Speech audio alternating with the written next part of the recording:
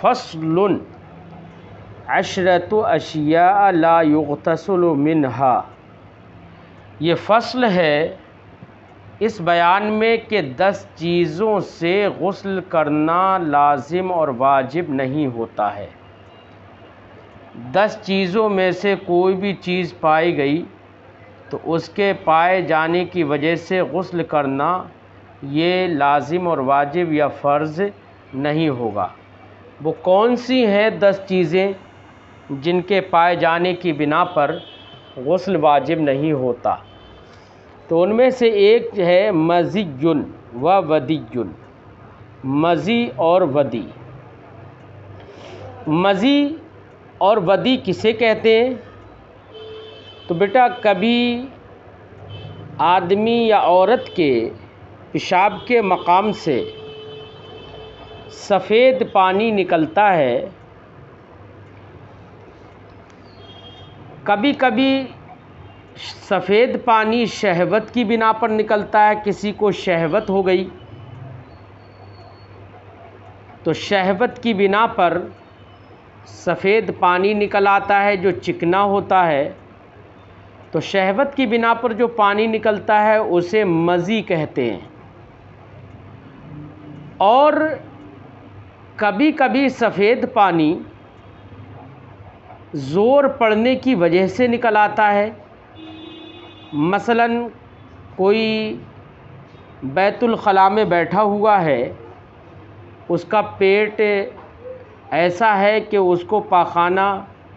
مشکل سے آتا ہے تو وہ زور لگانے لگتا ہے، زور لگانے کی بنا پر سفید پانی کبھی آ جاتا ہے۔ تو یا وزن اٹھایا اور وزن اٹھانے کی بنا پر پیشاب کی جگہ سے سفید پانی آ گیا، تو اس پانی کو ودی کہتے ہیں۔ ودی ناقض وضو تو ہوگی لیکن اس سے غسل واجب نہیں ہوگا۔ ایسی ہی ودی کے بارے میں یہ بھی ہے کہ وہ ناپاک نہیں ہے، لیکن مزی کے بارے میں سب کا اتفاق ہے، تمام ائمہ کا اتفاق ہے کہ مزی جو شہوت کی بنا پر پانی آ جاتا ہے وہ پانی ناپاک ہے۔ اگر کسی کپڑے پر لگا یا جسم پر لگا یا شرمگاہ پر لگا، شرمگاہ میں ہے تو اس کو دھونا یہ واجب ہے، لیکن ان دونوں سے وضو تو ٹوٹے گا، مگر مزی کی وجہ سے یا ودی کی وجہ سے غسل واجب نہیں ہوگا۔ مزی اگرچہ ناپاک ہے، اگرچہ اور ودی کے بارے میں بھی کچھ لوگوں نے کہا کہ ودی بھی ناپاک ہے، تو ان دونوں سے غسل واجب نہیں ہوگا۔ وَإِحْتِلَامٌ بِلَا بَلَلٍ، ایسی کسی کو احتلام ہوا، مثلاً خواب میں وہ دیکھ رہا ہے کہ اس کو کوئی خواب آیا اور خواب کی بنا پر وہ خواب میں دیکھ رہا ہے کہ اس کو انزال ہو گیا، لیکن سو کر اٹھا اور آنکھ کھلی تو دیکھا کہ کوئی تری ہی نہیں ہے، تو ایسی صورت میں غسل واجب نہیں ہوگا۔ جیسے مرد کو احتلام ہوتا ہے ویسے ہی عورت کو بھی اس طرح کے خواب آ جاتے ہیں، لہذا اگر مرد نے تری نہیں دیکھی تو اس پر غسل واجب نہیں ہوتا۔ ایسی عورت نے احتلام دیکھا اور احتلام کا اسے خواب میں احساس ہوا، لیکن آنکھ کھلی تو پتہ چلا کہ فرج خارج پر شرمگاہ کے باہر پانی یا تری نہیں ہے، تو اس پر بھی غسل واجب نہیں ہوگا۔ وَوِلَادَةٌ مِّن غَيْرِ رُؤْيَةِ دَمٍ بَعْدَهَا فِي الصَّحِيحِ، ایسی اس سے بھی غسل واجب نہیں ہوگا کہ بچے کی پیدائش ہوئی اور بچے کی پیدائش کے بعد خون نہیں دیکھا گیا، بلڈ عورت کو نہیں آیا، تو پیدائش کے بعد خون نہیں دیکھا گیا، خون نظر نہیں آیا، بلڈ نہیں دکھا، تو صاحب کتاب فرماتے ہیں کہ صحیح یہ ہے کہ اس پر غسل واجب نہیں ہوگا۔ یہ جو صحیح کا قول جو کر رہے ہیں صاحب کتاب، یہ امام ابو یوسف اور امام محمد رضی اللہ تعالی عنہما کا قول ہے، مذہب ہے۔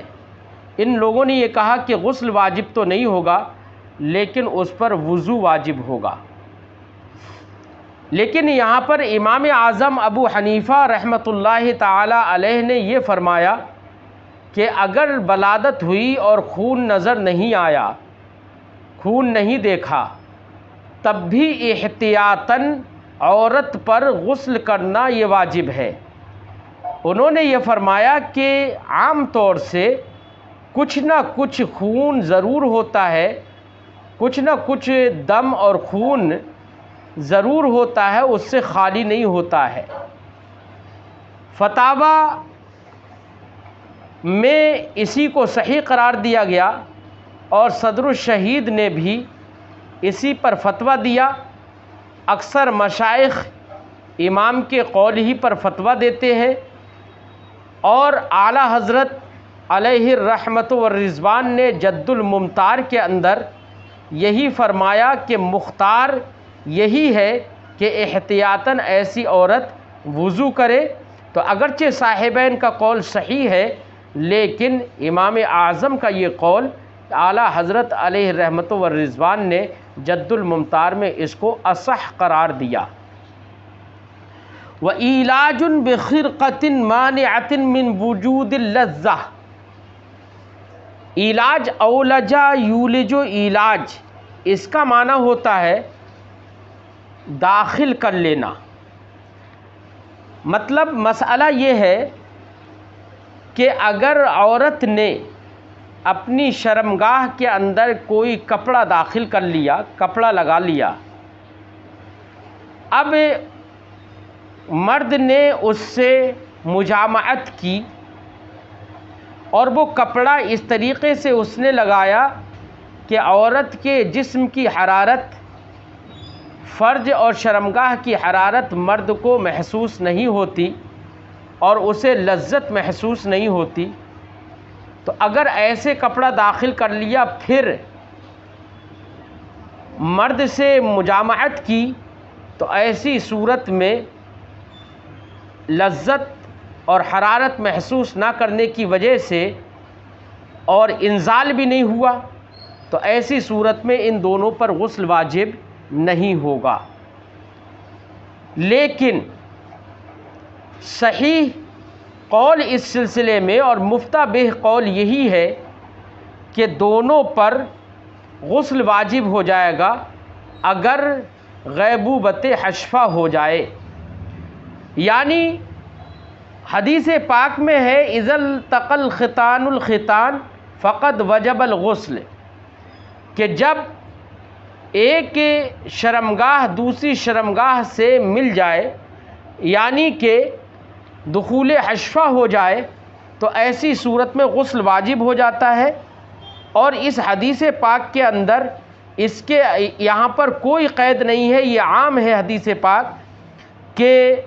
چاہے اس میں عورت نے کپڑا لگا لیا ہو یا نہیں لگایا ہو، حرارت کا احساس ہوا ہو یا نہیں ہوا ہو، لذت ہوئی ہو یا نہیں ہوئی ہو، ہر صورت میں یہ حدیث پاک میں عموم ہے۔ اس لیے مفتہ بہ قول یہی ہے کہ اگر غیبوبت حشفہ ہو جائے تو چاہے احساس لذت ہو یا نہ ہو، دونوں صورتوں میں غسل واجب ہو جاتا ہے۔ صاحب کتاب نے غیر مفتہ بہ قول کو یہاں پر ذکر کیا ہے، وَإِيلَاجٌ بِخِرْقَةٍ مَانِعَةٍ مِّن وُجُودِ اللَّذَّةِ، اور ایسے کپڑے کو داخل کر لینا جو کپڑا لذت کے وجود سے روکنے والا ہو، لذت محسوس نہ ہونے دیتا ہو، تو ایسے کپڑے کے داخل کرنے کی صورت میں اگر یہ دخول ہوا تو ایسی صورت میں غسل واجب نہیں ہوگا۔ لیکن اگر اس صاحب کتاب کی اس عبارت کا مطلب صرف اتنا لیا جائے کہ مطلب مرد سے مجامعت کی صورت نہ لی جائے، تو ایک مطلب اس کی عبارت کا یہ بھی ہے اور یہی ظاہر ہے کہ علاج بخرقۃ، عورت نے اپنی شرمگاہ میں کپڑا داخل کیا، جس کپڑے کے کپڑا داخل کیا، اور کپڑا داخل کرنے میں ظاہر بات ہے کپڑا داخل کرنے سے تو صرف غسل واجب نہیں ہوتا ہے، تو اگر صرف کپڑا کا داخل کرنا پایا جائے تو ایسی صورت میں غسل واجب نہیں ہوگا، چاہے وہ کپڑا وجود لذت سے مانع ہو یا مانع نہ ہو، چونکہ کون سا ابھی اس کے ساتھ کوئی مرد کوئی فعل نہیں کر رہا ہے، صرف کپڑا داخل کیا تو اس سے غسل واجب نہیں ہوگا عورت پر۔ ایک معنی یہ بھی ہو سکتا ہے، لیکن من وجود اللذہ سے یہ سمجھ میں آ رہا ہے کہ پہلا والا معنی مصنف کا مراد ہے، اور اس کی ہم توضیح کر چکے ہیں۔ ایسے ہی صاحب کتاب فرماتے ہیں وَحُقْنَةٌ، ایسی حقنہ، اس سے بھی غسل واجب نہیں ہوگا۔ حقنہ کیا ہوتا ہے بیٹا؟ کبھی کبھی آدمی کو آپ نے دیکھا ہوگا کہ پیٹ میں اگر کوئی بیماری ہو گئی، آپریشن ہو جاتا ہے، تو آج کے زمانے میں پاخانہ پیشاب، آدمی کا آپریشن ہوتا ہے تو پاخانہ پیشاب کرنے کے لیے ٹوائلٹ تو جا نہیں سکتا، تو اس کے لیے پائپ وغیرہ کا استعمال کیا جاتا ہے، پاخانہ یا پیشاب کی نلی میں پائپ کو داخل کر دیا جاتا ہے، تو اس کو کسی زمانے میں اس کی صورت کچھ اور رہی ہوگی، آج کے زمانے میں پائپ وغیرہ داخل کیا جاتا ہے، پائپ وغیرہ لگا دیا جاتا ہے، تو اس کو حقنہ کہیں گے۔ تو حقنہ اگر ہے تو اس سے غسل واجب نہیں ہوگا۔ وَإِدْخَالُ إِصْبَعٍ وَنَحْوِهِ فی احد السبیلین، سبیلین سے مراد پاخانہ اور پیشاب کی جگہ، احد السبیلین دونوں جگہوں میں سے کسی ایک میں۔ مسئلہ یہ ہے کہ مرد ہو یا عورت، اگر انہوں نے اپنے دونوں راستوں میں سے کسی راستے میں انگلی داخل کی یا انگلی کے مثل کوئی اور چیز داخل کی، مثلا آدمی کے علاوہ کسی جانور کا ذکر داخل کیا، عضو تناسل داخل کیا، یا کوئی خنثی مشکل ہے جس کا مرد اور عورت دونوں میں سے کسی کا ہونا متعین نہ ہو، بلکہ مرد کے بھی مشابہ ہو اور عورت کے بھی مشابہ ہو اپنی شرمگاہ کے لحاظ سے، تو اس کا ذکر جو کہ ناقابل جمع ہوتا ہے وہ داخل کیا، یا کسی مردے کا ذکر داخل کیا، یا کوئی چھوٹا بچہ ہے جس کو شہوت نہیں ہوتی ہے، ایسے بچے کا ذکر اور پیشاب کی جگہ داخل کی، یا اسی کی شکل میں کوئی چیز مصنوعی چیز لکڑی وغیرہ یا بوتل یا کوئی ایسی چیز داخل کی، چاہے پاخانے کی جگہ ہو یا پیشاب کی جگہ، تو اس کے داخل کرنے سے غسل واجب نہیں ہوگا۔ فرماتے وہ ادخال اصبع، اصبع کا معنی ہوتا ہے انگلی، انگلی کو داخل کرنا یا انگلی جیسی چیزیں، جیسے کہ میں نے بیان کیا، انگلی جیسی چیزیں ونحوی، اور انگلی جیسی چیزیں داخل کرنا فی احد السبیلین، دونوں راستوں میں سے کسی ایک میں، اس سے بھی غسل واجب نہیں ہوگا۔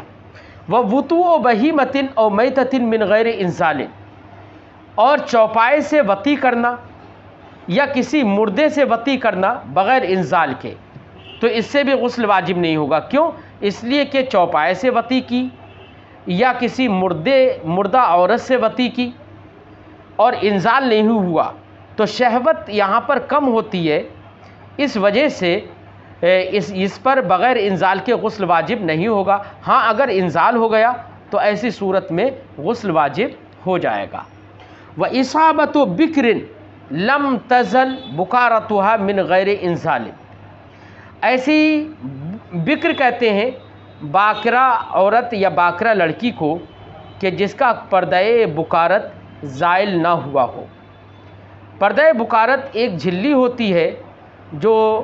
نوجوان لڑکی کی شرمگاہ پر قدرتی طور پر ہوتی ہے، تو وہ جھلی بکارت کہلاتی ہے۔ جس کو پردہ بکارت بھی کہتے ہیں۔ تو اب اگر اصابت بکرن کسی باکرہ لڑکی سے کسی مرد نے مجامعت کی، صحبت کی، اور اس طور سے صحبت کی کہ اس کا پردہ بکارت زائل نہیں ہوا، تو ظاہر بات ہے کہ اس کا مطلب یہ ہے کہ پردہ بکارت زائل نہیں ہوا، تو اس کا مطلب یہ ہے کہ دخول نہیں ہوا۔ من غیر انزال، اور انزال بھی نہیں ہوا، تو ایسی صورت میں غسل واجب نہیں ہوگا۔ اور اگر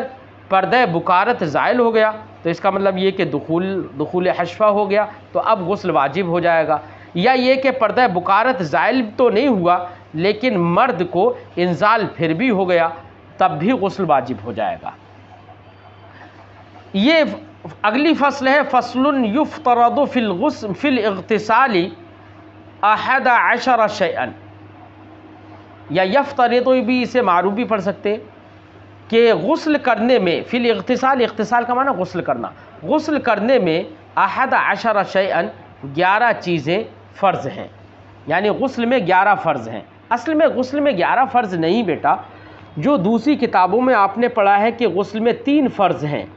در حقیقت وہ 3 ہی فرض ہیں، لیکن صاحب کتاب نے جو تیسرا فرض ہے پورے بدن پر پانی بہانا، پورے ظاہری بدن پر پانی بہانا، جو غسل میں ایک فرض ہے، اسی فرض کی تفصیل کر دی ہے صاحب کتاب نے، اور ہر عضو کو الگ الگ بیان کر دیا ہے۔ تو اس لیے مصنف نے یہاں پر 11 فرض غسل میں بیان کر دیے، ورنہ تو اصل میں وہ 3 ہی فرض ہیں جو دوسری کتابوں میں آپ نے پڑھے ہیں۔ فرماتے ہیں وَيَفْتَرِضُ فِي الْاغْتِسَالِ 11 شَيْئًا، غسل کرنے میں 11 چیزیں فرض ہیں۔ کیا ہیں 11 چیزیں؟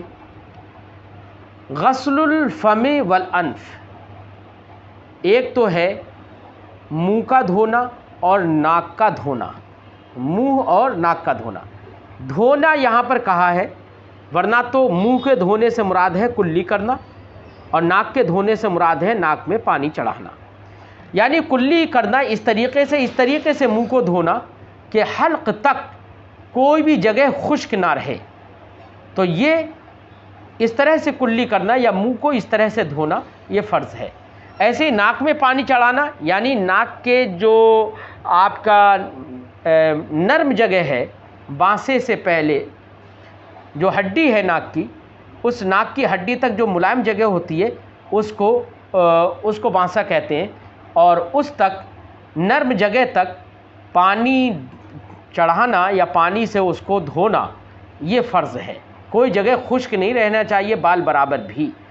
تو یہ دونوں فرض ہیں۔ اور تیسرا فرض ہے البدن مرہ، ایک مرتبہ پورے بدن پر پانی بہانا۔ اب پورے بدن پر پانی بہانا جو تیسرا فرض ہے، اسی کو صاحب کتاب نے تھوڑی سی تفصیل سے الگ الگ بیان کر دیا، اسی لیے 11 فرض ہو گئے ہیں۔ پورے ظاہری بدن پر ایک بار اس طرح سے پانی بہانا کہ جتنا بدن ظاہر ہوتا ہے اس بدن پر پانی بہہ جائے، کوئی بال برابر بھی جگہ خشک نہ بچے، تو اس طریقے سے پورے ظاہری بدن پر پانی بہانا یہ بھی فرض ہے۔ اب ظاہر بدن کی تھوڑی سی توضیح کر دی ہے صاحب کتاب نے، اس لیے اور زیادہ 9 فرائض اور بیان کر دیے۔ در حقیقت وہی ظاہر بدن کی توضیح ہی ہے، الگ سے یہ نہیں ہے، لیکن صاحب کتاب نے الگ سے بیان کر دیے، اس لیے انہوں نے 11 فرض قرار دے دیے ہیں، ورنہ تو آپ وہ یاد رکھنا کہ 3 فرض ہے۔ کیا ہے؟ وَدَاخِلِ قُلْفَةٍ، اور قلفہ کے داخلی حصے کو دھونا یہ بھی فرض ہے۔ قلفہ کسے کہتے ہیں؟ قلفہ کہتے ہیں جیسے مسلم چھوٹے بچے ہوتے ہیں، چھوٹے لڑکے، تو لڑکوں کے جن کا ختنہ نہیں ہوتا ہے تو ان کے حشفہ پر کھال چڑھی رہتی ہے، اس جو کھال چڑھی ہوئی ہوتی ہے حشفہ پر اگلے حصے پر، پیشاب کے جگہ کے اگلے حصے پر، اس کو بیٹا قلفہ کہتے ہیں۔ تو اب اگر کسی کا ختنہ بالفرض نہیں ہوا ہے تو ختنہ کرنا تو سنت ہے، اگر ختنہ کسی کا نہیں ہوا ہے تب بھی مسلمان ہوگا، ایسا نہیں ہے کہ ختنہ کرنا ہی مسلمان ہونے کی علامت ہے۔ ہاں، مسلمان ہونے کے لیے یہ مسلمان کے لیے ایک سنت ہے کہ ختنہ کروائے۔ تو قلفہ اس کھال کو کہتے ہیں بیٹا، تو قلفہ کے اندر دھونا یہ بھی فرض ہے، کیوں؟ لیکن یہ اس وقت ہے بیٹا جب کہ کھال کو اوپر چڑھانا یا کھولنا، حشفہ کا کھولنا یہ دشوار نہ ہو۔ اور کچھ بچے ایسے ہیں کہ جن کی کھال اوپر چڑھ ہی نہیں پاتی، ختنہ نہیں کروایا لیکن کھال اوپر نہیں چڑھ پاتی، تو ایسی صورت میں اندر کا دھونا بھی فرض نہیں رہے گا۔ اگر بلا دشواری کے کھولا جا سکے، کھال کو اوپر چڑھایا جا سکے تو دھونا فرض ہوگا۔ اسی لیے فرمایا وَدَاخِلِ قُلْفَةٍ، اور قلفے کے اندر دھونا یہ فرض ہے، کب؟ لا عسر فی فسخها، جبکہ اس کے کھولنے میں کوئی دشواری نہ ہو۔ وَسُرَّةٍ، ایسے ہی سرہ ناف کے اندر، یہ ہے داخل سرتن، دو سرہ کہتے ہیں بیٹا ناف، ٹنڈی اور ناف کے اندر دھونا یہ بھی فرض ہے۔ کیوں؟ یہ اسی وقت ہے بیٹا جبکہ ظاہر بات ہے عام طور سے ایسا ہی ہوتا ہے کہ ٹنڈی اور ناف کے اندر انگلی بھی داخل ہو جاتی ہے، تو یہ وہ ظاہر بدن کے حکم میں ہے، تو اس میں بھی پانی داخل کرنا یہ فرض ہے۔ وَثُقْبٍ غیر منضمن، ایسی جسم کے اندر کوئی چھید ہو، ثقب کا معنی چھید، بلکہ ثقب غیر منضمن، کوئی چھید ہو جو کہ جڑا ہوا نہ ہو، ملا ہوا نہ ہو، جیسے کہ کچھ عورتوں کے کان چھدے ہوئے ہوتے ہیں اور ان کے کان کے چھید جو ہوتے ہیں بڑے ہو جاتے ہیں، جو آپس میں ملے ہوئے نہیں ہوتے ہیں، چھید آر پار کا دکھتا ہے دور سے، سمجھے نہیں؟ تو ایسے چھید کے اندر بھی پانی ڈالنا یہ فرض ہے۔ وَثَقْبٍ غیر منضمن، اور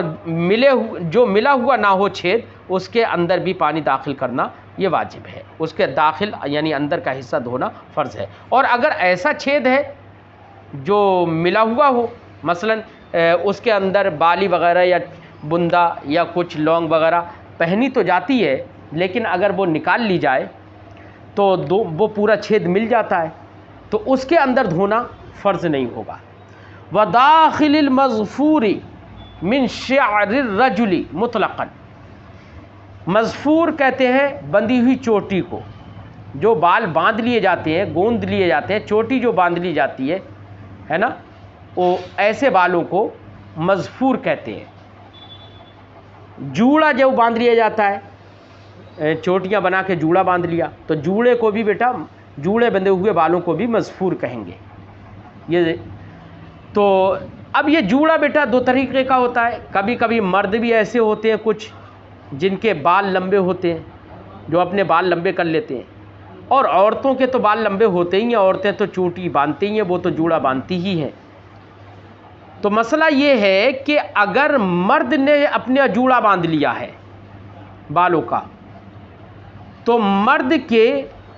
بال جو جوڑا بندھے ہوئے ہیں، تو ظاہر بات ہے مرد کو تو جوڑا باندھنے کی اجازت ہی نہیں ہے شریعت میں، لہذا اگر مرد نے جوڑا باندھ لیا ہے تو جوڑے کی جڑ تک، بالوں کی جڑ تک اگر پانی پہنچتا ہو یا نہ پہنچتا ہو، دونوں صورتوں میں مطلقاً مرد کے جوڑے کے اندر تک دھونا اور پانی پہنچانا اندر تک، جوڑے کے داخل تک، اندر تک، یہ فرض ہے مرد کے لیے۔ لیکن عورتوں کا اگر جوڑا بندھا ہوا ہے تو عورتوں کے جوڑے میں اگر پانی بالوں کی جڑوں تک سب پہنچ گیا، سرایت کر گیا، تب تو عورتوں کو اپنے جوڑے کے اندر دھونا، جوڑے کے داخل میں اندر دھونا یہ فرض نہیں ہوگا۔ لیکن اگر پانی جڑوں تک نہیں پہنچا، سرایت نہیں کیا، تب تو عورت کو بھی اپنے جوڑے کے اندر پانی داخل کرنا اور دھونا یہ فرض ہو جائے گا۔ تو مرد کے لیے مطلقاً جوڑے کے داخل، جوڑے کے اندر پانی پہنچانا اور دھونا یہ فرض ہے، اور عورت کے لیے اس وقت فرض ہے پہنچانا جب کہ بالوں کی جڑوں تک پانی سرایت نہیں کرتا ہو۔ اور اگر سرایت کر جاتا ہے جڑوں تک پانی تو جوڑا کھول کر دھونا اسے فرض نہیں ہے۔ فرماتے ہیں وداخل المظفور، اور جوڑے کے اندر دھونا یہ بھی فرض ہے، کس کے؟ من شعر الرجل، جبکہ جوڑا مرد کے بالوں کا ہو، مطلقاً دھونا فرض ہے مرد کے لیے تو۔ لل مظفور، اس عورت کے لیے اس جوڑے کے اندر دھونا فرض نہیں ہے جو کہ جوڑا من شعر المرأتی، عورت کے بالوں سے ہو، لیکن یہ اسی وقت ہے جبکہ اس کے جڑوں تک پانی پہنچ گیا ہو، سب میں سرایت کر گیا ہو، اور اگر نہیں پہنچا ہے تو اس پر بھی دھو کر اس کو بھی، عورت کو بھی کھول کر دھونا فرض ہوگا۔ ان سر الماء فی اصولہ، اگر پانی سرایت کر گیا ہو عورت کے جوڑے کی جڑ میں، ٹھیک ہے، اور اگر سرایت نہیں کیا گیا ہو تب دھونا، جو کھول کر دھونا اس پر بھی فرض ہوگا۔ وبشرۃ اللحیہ، ایسے ہی داڑھی کی کھال کو بھی دھونا یہ فرض ہے۔ داڑھی کی کھال کو، مثلا کسی کی داڑھی ہے چاہے وہ گھنی ہو یا ہلکی ہو تو اس کی کھال کو دھونا اور اس کی داڑھی کے بالوں کی جڑوں تک پانی پہنچانا یہ فرض ہے۔ وبشرۃ الشارب والحاجب، شارب کہتے ہیں مونچھ کو، مردوں کی جو مونچھ ہوتی ہے، اور حاجب کہتے ہیں بھوں کو، جس کو آئی برو کہتے ہیں، تو آئی برو اور مونچھوں کی کھال کو دھونا بھی یہ فرض ہے۔ والفرج الخارج،